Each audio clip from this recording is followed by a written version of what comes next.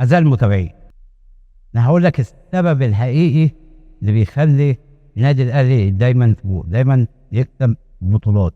النادي الأهلي ما بيبصش لأي مهاترات، ما بيردش على حد.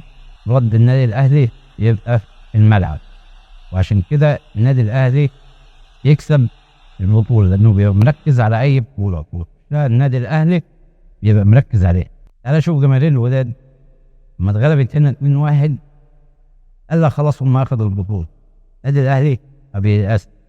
النادي الاهلي ما اخدش البطوله بسبب لاعب ضيع ضربه جزاء. النادي الاهلي عشان بيجتهد ربنا يكرمه. شوف جماهير الوداد من بتقول ايه.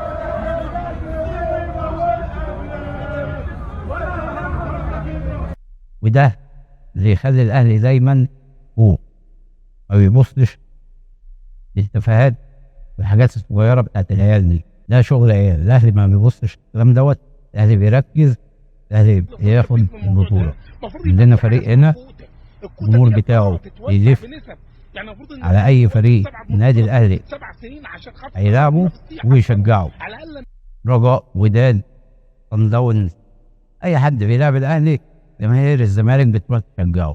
اللي حصل من مشجع زملكاوي جاي من المانيا من المغرب عشان يشجع الوداد ويقف قدام الفندق ويقعد يهتف بفريق الوداد قدام الجهاز الفني للنادي الاهلي ولاعيبه النادي الاهلي، ويقول هنا مفيش حكام وهنا 4.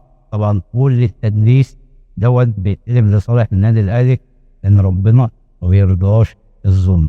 اي تدليس بيحصل للنادي الاهلي بياخد قصاده البطوله.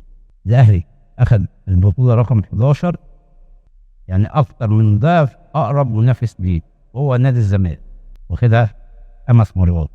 المشجع دوت لعيبه بيتقابلوا في المطار بتحتفل بالبطوله، قعد يعيط وقعد يصوت وقعد يهدد. ما هو من الاول انت اللي عامل كده.